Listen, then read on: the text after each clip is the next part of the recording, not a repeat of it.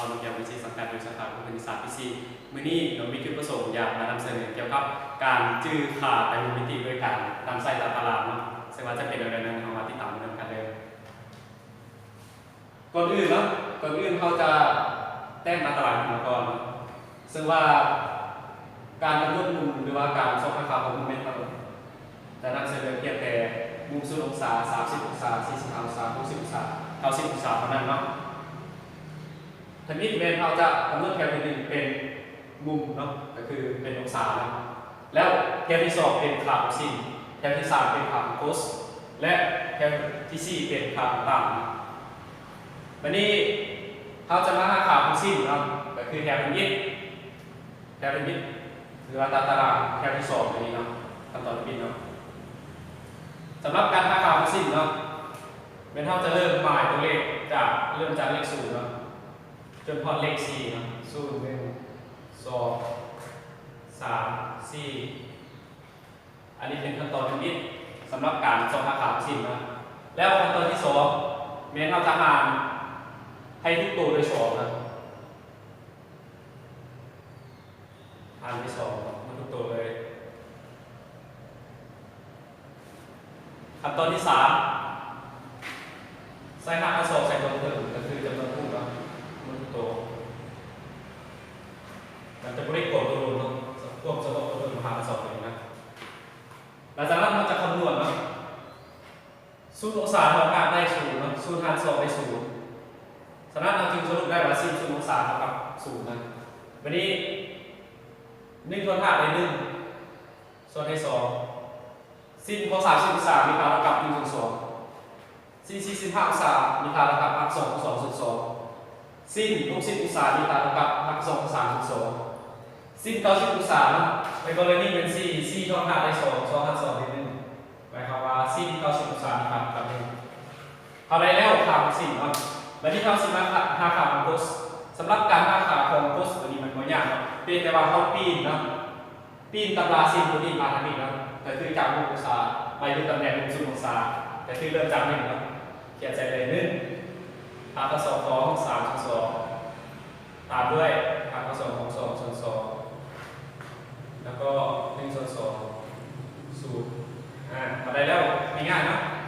พอได้แล้วค่าของsinกับ cos วันนี้เราสิมาหาค่าของtanจากสูตรเนาะtanเท่ากับsinส่วน cos tanอัลฟาเท่ากับ sin อัลฟาส่วนให้ cos อัลฟาวันนี้เราจะได้ตั้งของมุม0 องศามุม0 องศา sin 0เท่า0 cos 0เท่า1 0มา1เท่า0ฉะนั้นเราจึงสรุปได้ว่าตั้งของมุม0 องศาเท่ากับ0นะวันนี้เราสิมาหาค่าของตั้ง30 องศาเนาะเอาฮู้ว่าตั้งเท่ากับsinส่วน cos เนาะsinเท่ามีเมีย1 ส่วน 2หารให้ cos เมียหารกับ2 3 ส่วน 2จะเท่ากับ2หารให้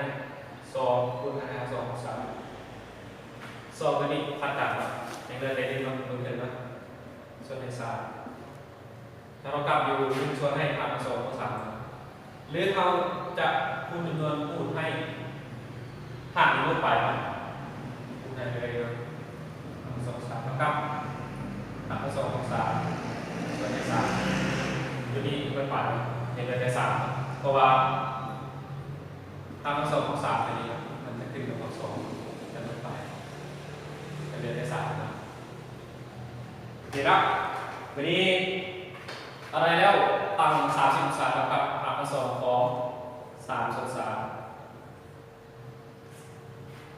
เขาสิมาหาตั้งของมุม45 องศาเขาสังเกตว่าsinของมุม45 องศาเนาะsinของมุม45 องศาครับ cos ของมุม45 องศามีค่าเท่ากันฉะนั้นแล้วค่าเท่ากันมาหารกันเป็นเท่ากับ1เนาะจำนวนคือกันมาหารกันเป็นมีค่าเท่ากับ1เสมอวันนี้ตั้งของมุม60 องศาเท่ากับเท่าไหร่เอาค่าของsinหารให้ค่าของ cos เนาะจะได้อยู่หารกับ2ของ3 ส่วน 2หารให้ cos เมีย1 ส่วน 2 กับ2คูณ5 2องศาส่วนใน2ขัดเมื่อไปจะเรียกแปลหา2องศาได้แล้วเนาะตั้ง10องศาวันนี้เอา10มาหาค่าโครงตั้ง90องศามีค่าเท่ากับเท่าไหร่ตั้ง90องศาเท่ากับsin 90องศาส่วนให้ cos 90องศานะซึ่งว่า sin 90องศาตัวนี้มีค่าเท่ากับ1แล้ว cos 90องศามีค่าเท่ากับ0 150บวกกับลบเนาะมันต้องเลือกมาได้ฉะนั้นเราจึงมาด้วยเขียนด้วยอาสมไข่อาสมไข่คือค่าใหญ่สุดก็คือค่าที่เราสามารถรู้ว่ามันหลายเท่าไหร่เนาะเราจึงมาด้วยอาสมไข่เนาะสำหรับการนำเสนอเนาะเกี่ยวกับการชื่อค่าแต่วิธีในการใช้ตารางเป็นสี่สุดตรงนี้เนาะข้าพเจ้าหวังว่าบ่มีประโยชน์หลายต่อมันเนาะโดยเฉพาะแล้วเป็นเวลาสอบเนาะสอบเสร็จเนาะคือว่าการชื่อใช้ตารางมีความจำเป็นหลายที่สุดครับ